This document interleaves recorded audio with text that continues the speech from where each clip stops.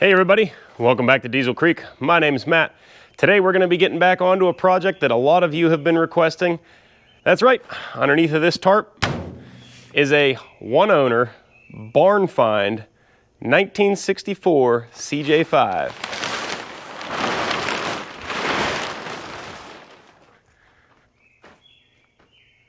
Oh, what a sight for sore eyes.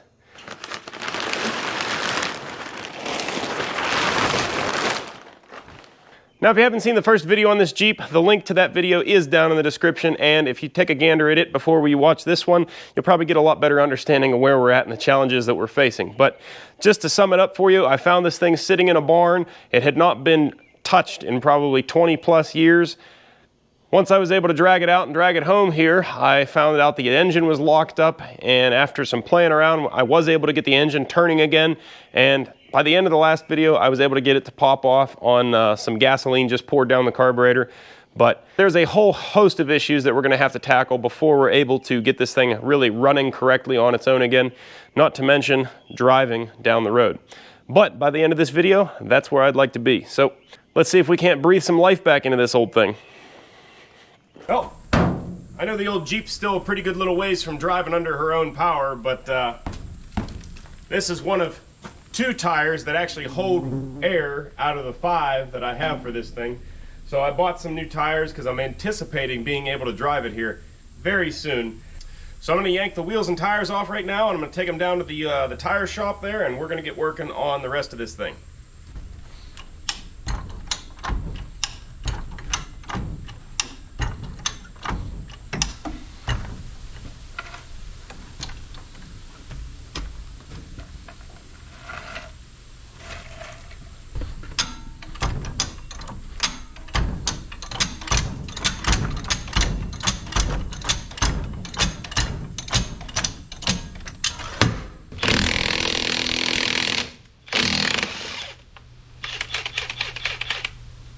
I almost forgot, driver's side is reverse threaded on these things.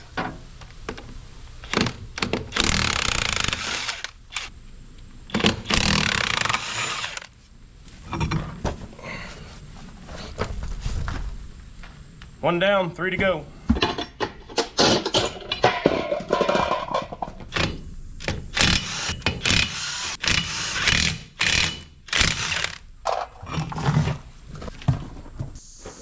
Back from the tire shop. Ended up going with these D-Stone 503s. I like this old tread pattern here. This is a 7x15 tire, and yeah, I don't know, something about this tread pattern. Used to see these on all kind of old vehicles back in the day, cars, tractors, everything. I think the only thing I don't like is I think we should have gone with like an 8x15. Seems like the treads here and the tires kind of pulled out to the rim, but is what it is. They'll be fine.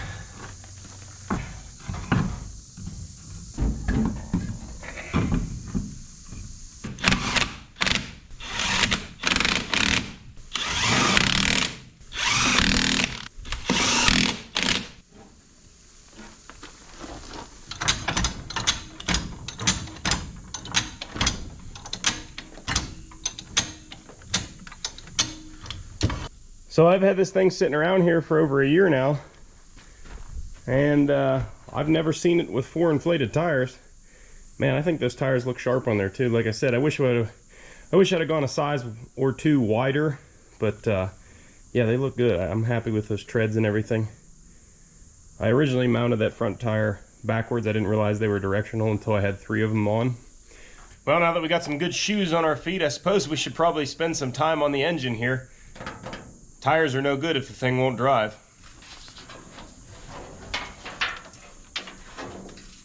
You can see the mice have been at it again.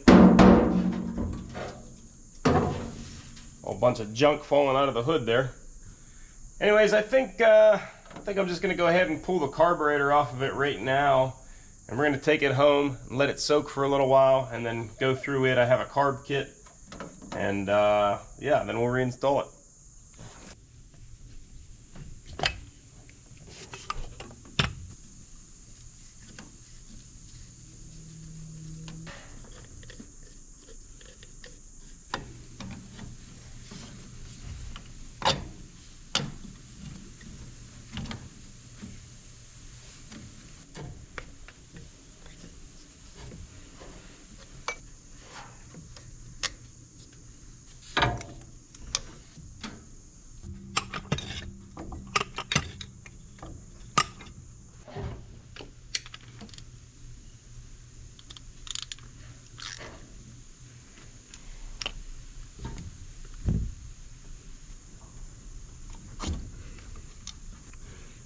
There we go.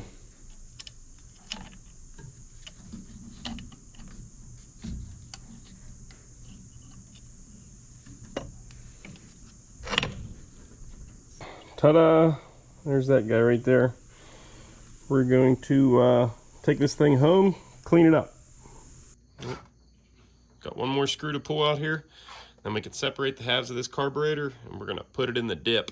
Oh my God, it's dead! That's right, my dear! You guys ready to see how crusty this carburetor is in here? I've got a feeling like this has maybe, potentially, never been opened up from the factory. I have no way to prove that. Wow. I mean, it's definitely dirty, but you know what? It's really not that bad, all things considered. Wow. Float's stuck. So that's cool. It's not that bad. We're gonna let this thing soak overnight, and then tomorrow we're gonna rebuild it.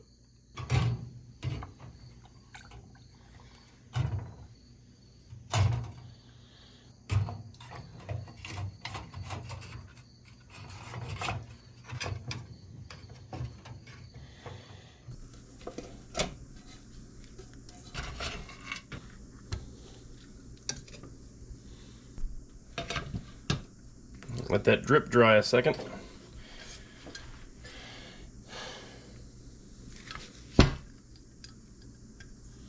Seems like the float's moving a little more free today. Pin.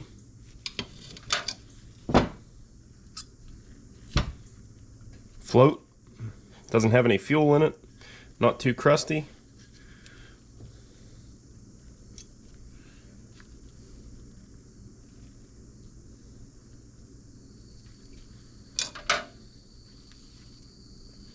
Yeah, this top half of the carburetor really doesn't look too bad.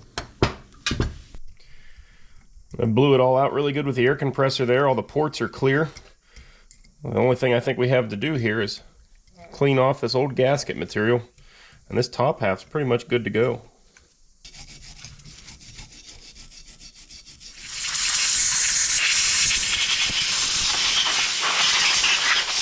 All right, that side's pretty much good to go. Moving on to the bottom portion of the carburetor, this is more of the business end here. This is where all the dirt was and everything. Yeah. So this should be our accelerator pump, and it appears to be seized up. This thing should move up and down, yet it does not. So this linkage goes up through the body of the float bowl and everything, and nothing pivots there like I believe it's supposed to.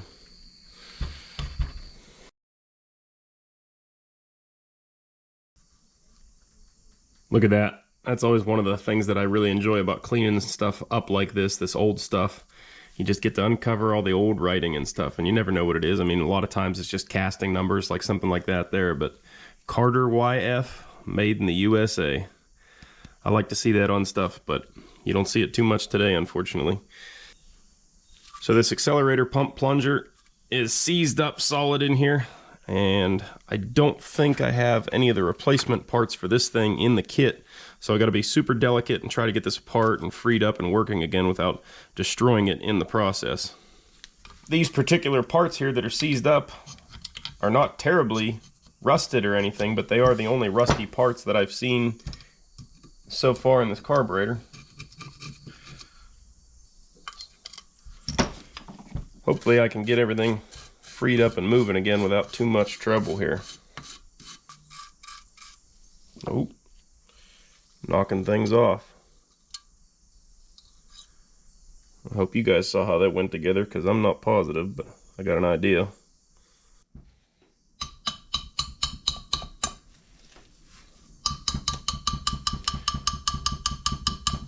Little tappy tap got her freed up again here.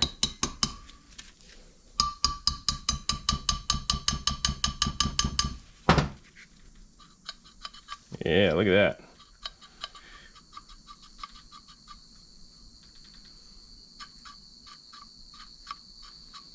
Maybe not quite like the day it was new, but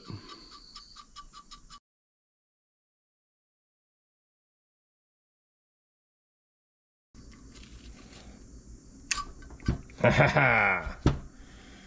There we go. Tell you what, the diaphragm doesn't even look as bad as I thought it would be. I'm sure it needs replaced. It's definitely cracked up and stuff, but usually these things, sitting as long as this thing has, they disintegrate.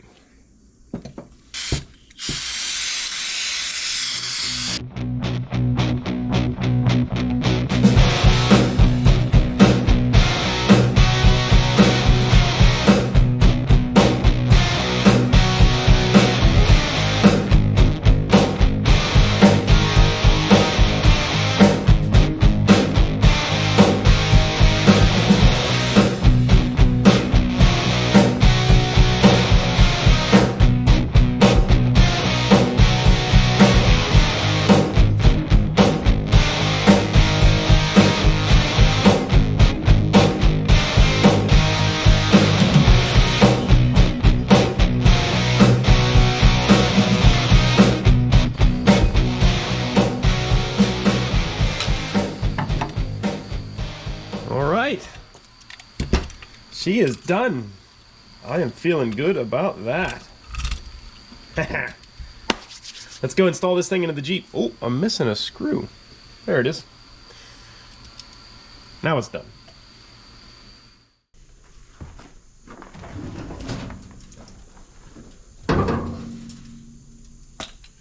Let's install a carburetor. Tell you what, before I try to pull that old gasket off of there, I'm going to take the compressor and blow the whole top of this engine off like I should have done before I even removed the carburetor. But better late than never, eh?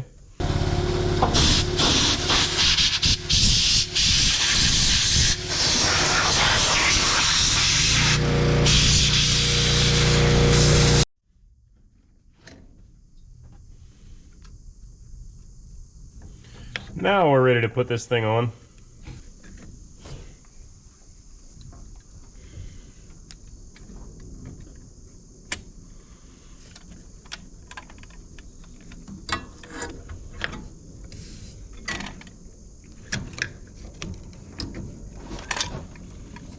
There we go.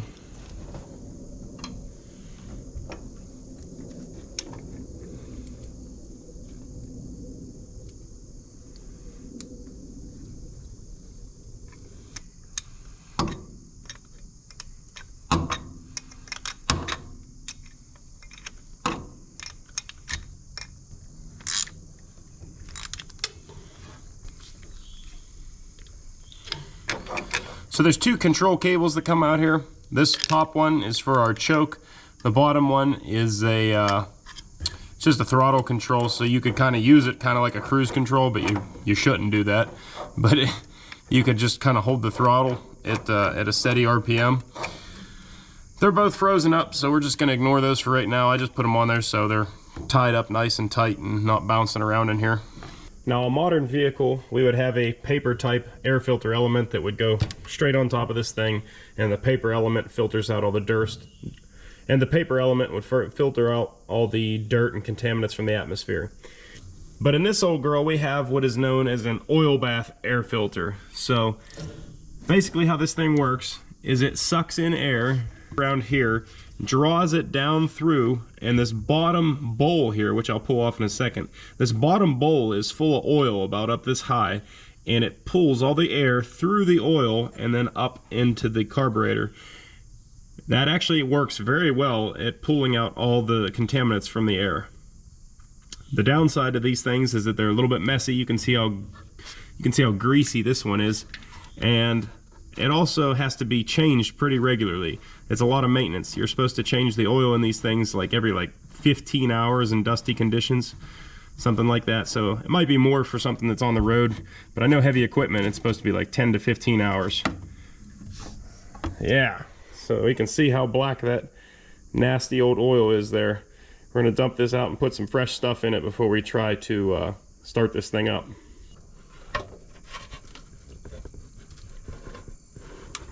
Oh man. Yeah, this thing is dirty. All right, I got this thing all cleaned out, nice. And you can see right there, it says oil level. So you basically just dump oil in it until it fills up to that line and reinstall it. I usually put straight 30 weight oil in these things, but as far as I know, any engine oil should be fine.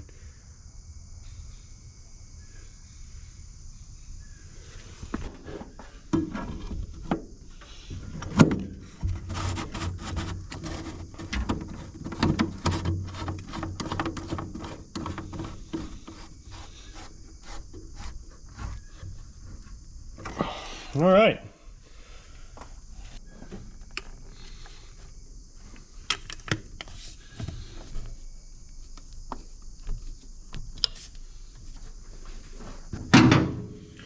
Now, as you can see, I left the fuel line off here, and that's because the entire fuel tank and the fuel pump and the fuel lines in between them all really need cleaned out very well before I try to pump this carburetor full of dirt. So I'm going to try to run this thing off of a temporary tank today, and if everything goes well, then I'll spend the time and effort cleaning out the rest of this fuel system. All right, we are getting pretty close to where we could try to start this thing now. Before I do that though, I want to change the oil in this thing. Now usually I'm an advocate of, even on something old like this with really old oil in it, as long as there's no contamination in the oil, I prefer to run the engine with the old oil, get it warm, and then drain it. This time I'm not doing that because if you'll remember in the first video when the engine was locked up, I got it to break free by using some rust remover chemicals that I dumped down inside of the cylinder. And I believe probably most of that stuff wound up in the oil pan. So I have no idea what that would do to the oil or any of the other stuff in the pan. So I'm going to go ahead and drain this thing. I should have done it last year, to be completely honest with you. But better late than never. So I'm going to drain that out, put some fresh 1540 in this thing, and then we're one step closer.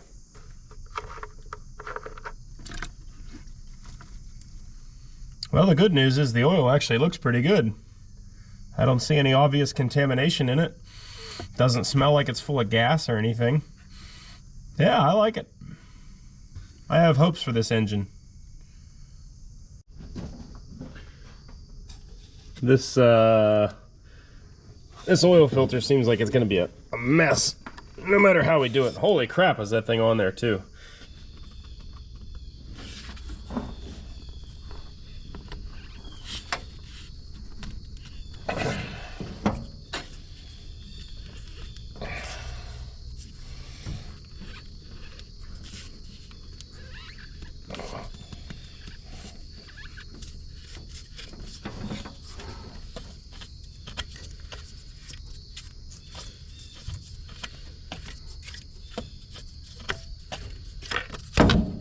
Oh, look at that. It wasn't nearly as messy as I thought it would be.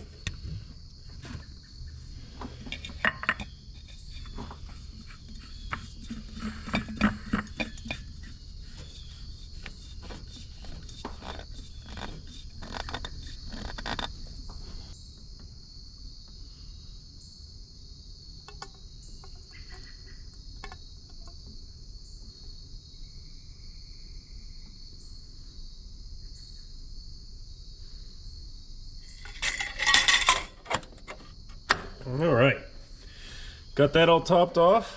I think we're getting ready to go here. Now, I don't see any antifreeze in this thing or water at all, and the radiator's definitely seen better days. I'm gonna put a gallon of water in here and see what happens, see if we're leaking anywhere.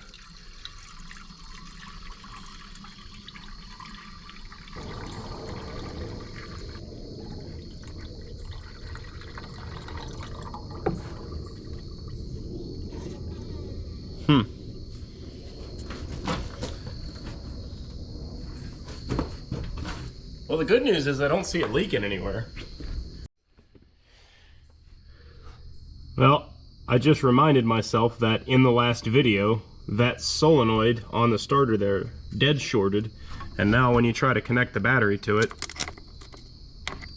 it just tries to arc out, but it doesn't spin the starter. So luckily I have one of those solenoids just laying around here on the shelf, so I think I have to pull the starter to change that out. Unfortunately, I can't get to the screw on the back side.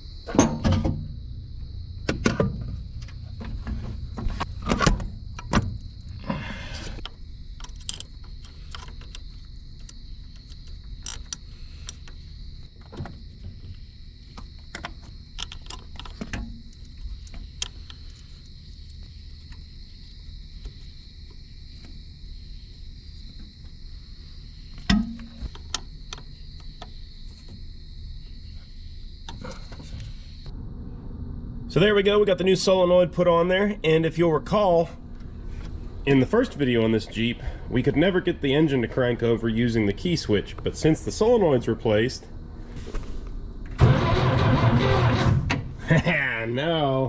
now the key works. So I'm gonna rig up a temporary tank on this thing, and I think we're gonna go for it. Man, that's a dirty windshield, huh? Woo! Figured I'd clean that up first because I'm gonna hang the fuel tank right here. It's a little easier to clean beforehand. All right, I wasn't gonna do this right now, but it's bugging me, I have to.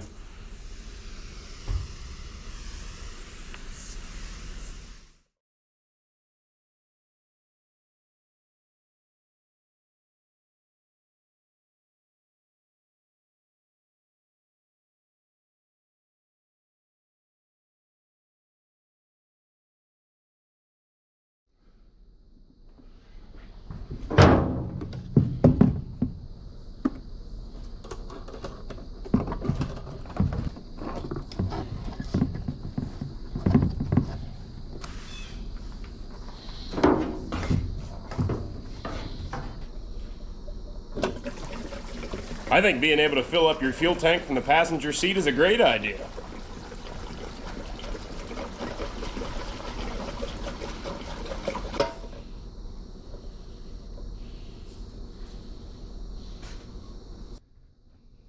With all that done, I think we are finally down to the moment of truth here. Will this thing fire up and actually run and idle this time? In the last video, we did get it to pop off for just a few seconds, dumping some gas down the carb, but really didn't get it to run for more than, I don't know, 5 seconds. It was nothing substantial. So first start, run and idle, and then if it idles good, we're gonna tune the carburetor in a little bit, and yeah, we'll finally get to drive this thing. That's the part I'm really excited for. You didn't think it'd be that easy, did you? It's dumping fuel out the bottom of the carburetor there. What I think is happening is the bowl is overrunning and it's coming down through that little lever that has a pass-through through the carburetor. I reset the float again. I've actually got it adjusted a little bit higher than I think it should be. So yeah, hopefully it works this time. I went a little higher because I already had it where I thought it should have been when I put it together the last time. Clearly not. All right, I think I got the float adjusted right this time. I must have bent it, I guess, when I reinstalled it before, because it's just a hair lower than I had it at reassembly, and it appears to be working now. That means we're ready to fire this thing up, or at least try to. All right, well, it's the moment of truth here. Close off that choke. See if this baby's gonna fire. Ready? Contact!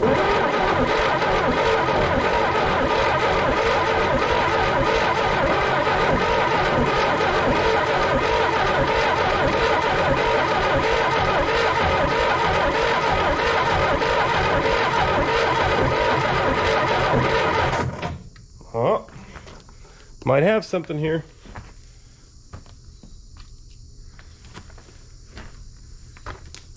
And contact.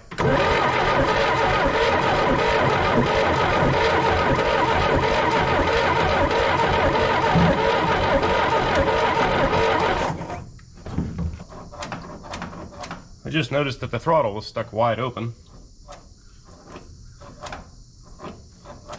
All right, I just pulled a plug out to check and make sure we're getting spark here.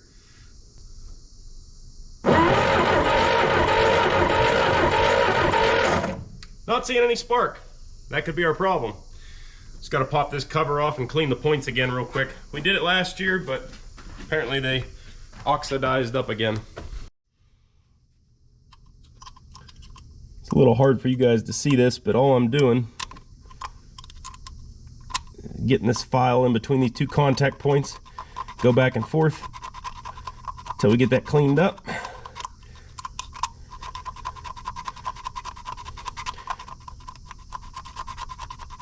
All right, so we definitely have spark now. I am feeling pretty confident that this thing's gonna fire up now. You guys ready?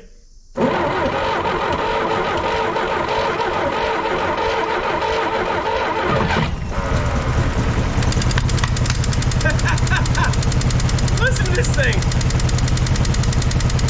It's idling like a top. Woo! Oh my goodness.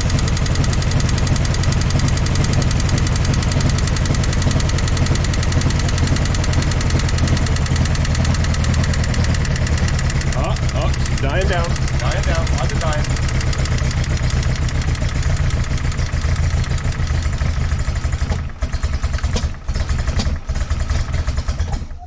Well, she stumbled and died there. But man, it ran!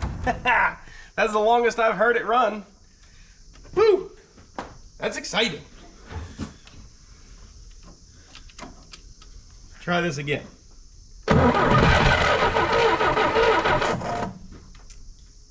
Why are you not running now?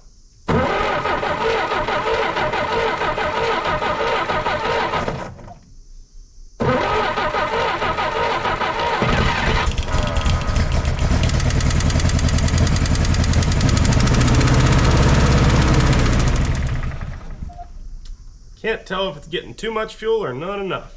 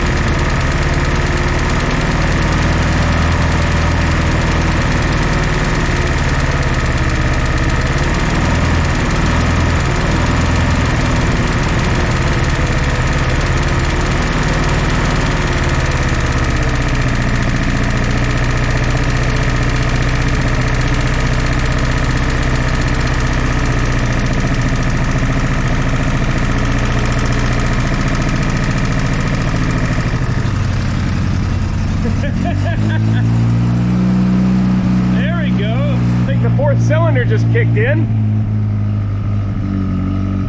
She's a smoky mess, but I figured it would be.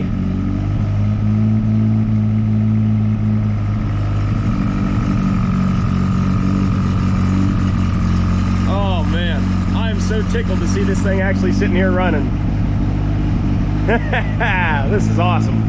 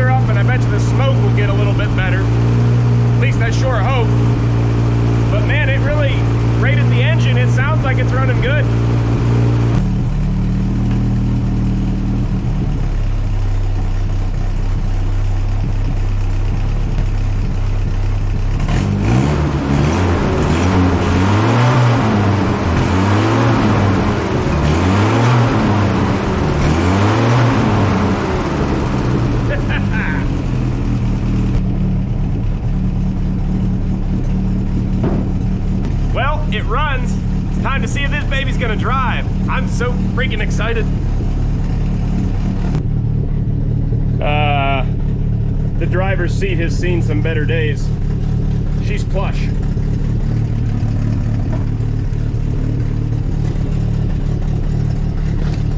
Nothing a little mud flap can't fix. Yeah. Oh, this thing is sweet. All right, first drive in who knows how long. Or at least first attempt at driving. Where's first? We got over and back is first. Oh, it went in. Oh, it wants to go. It moves! And it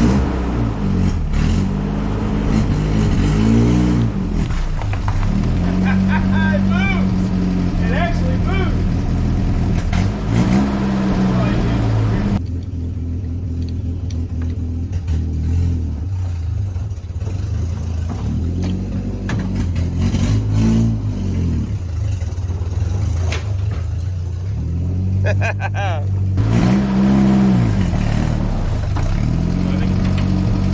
Brake hanging up or something?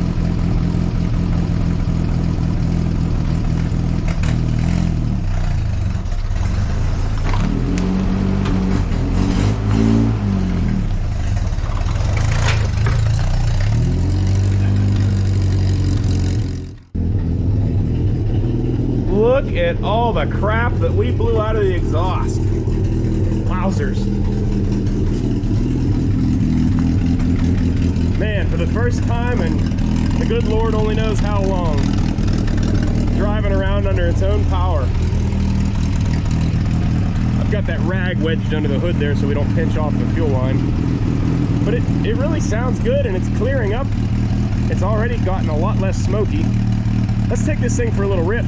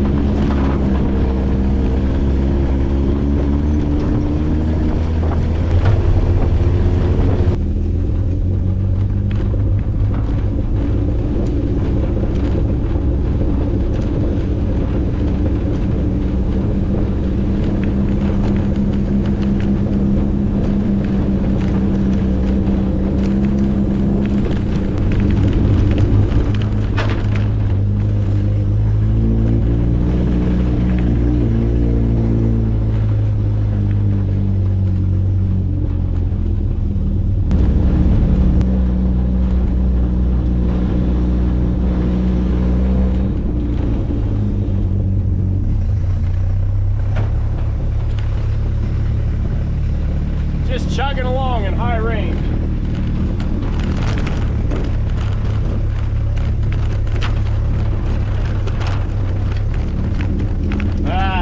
There's the first sign of not good. I can smell antifreeze. I think that might be confirming what I suspected from the beginning, was there's a head gasket wrong. Uh-oh, we got trouble. Hurry up and get it back over to the shop.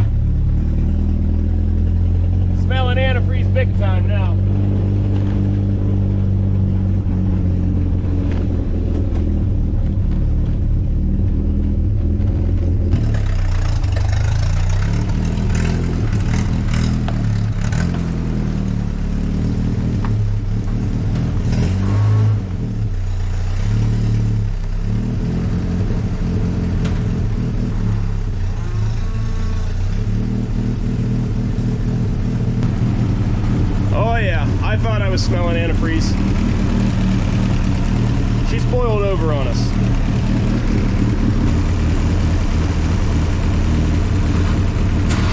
Maybe I'm wrong. Maybe it does.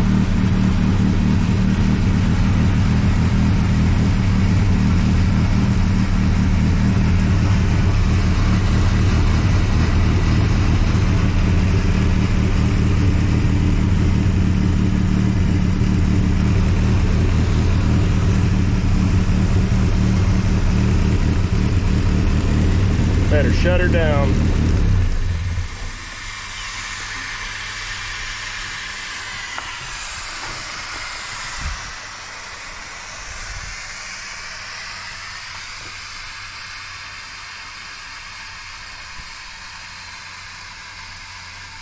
I had this thing full up to the top with water, and you can't see any water in it now. I mean, obviously there's still some, but I'm thinking it probably burnt a good bit of it. It's probably sucking it in, and yeah, we're gonna need to do a head gasket, but it seems to be worth doing. The thing actually runs really good. The smoke all but cleared up there at the end. I was wanting to get more driving around footage with it, but I don't think that's probably too smart since we're overheating it, but I don't think that's probably too smart since we're clearly overheating. I'm gonna let this cool down for a minute. I'm gonna go ahead and let this thing cool off for a little bit and put my tools away, and after it cools down a bit, I'm gonna go ahead and fill the water back up, and I'm gonna run it, and we're gonna watch and see if we see any compression bubbles coming up through the coolant, and I'm pretty sure that's what we're gonna see. But the carburetor seems to be dialed in just right. So I'm quite happy about all that.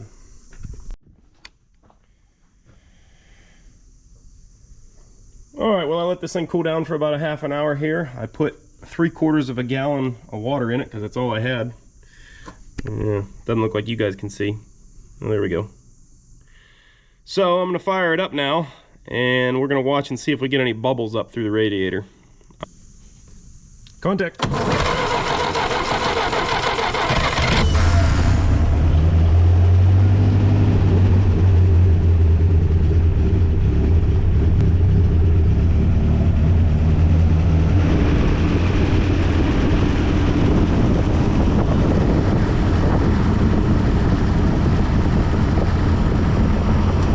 Oh yeah. Yeah, she needs a head gasket. Bad. Yeah, so we're getting a lot of bubbles up through the radiator. Hopefully it just needs a head gasket and there's nothing cracked like the head or the block. So that means we still have some work ahead of us, but man, it is there and it wants to run. I am so freaking excited about this thing. I know I keep saying it. Well, I'm gonna have to close the hood on this video for right now. There's plenty of work left to do on the old Jeep, but the concept is there. The thing runs. It actually seems like the smoke's cleared up awful well. The more I run it, I'm sure the better the smoke is going to get. What happens when an engine gets stuck is usually the rings seize to the cylinder walls. Well, the rings also seize in place on the piston, so they're not filling the entire area of the cylinder wall. So as this thing comes back around, the more we run it, the more those rings are going to loosen up and start doing what they're supposed to do, which is seal off the gap between the piston and the cylinder wall. And that's going to increase compression as well as keep that smoke to a minimum.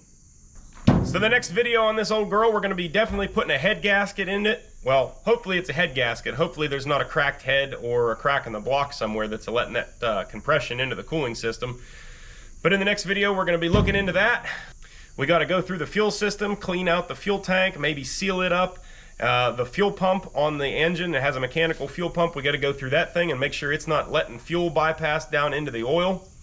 And then we got to tackle the entire brake system, because right now the pedal just goes whoop right to the floor and stays right there. It's sort of like stepping on a plum.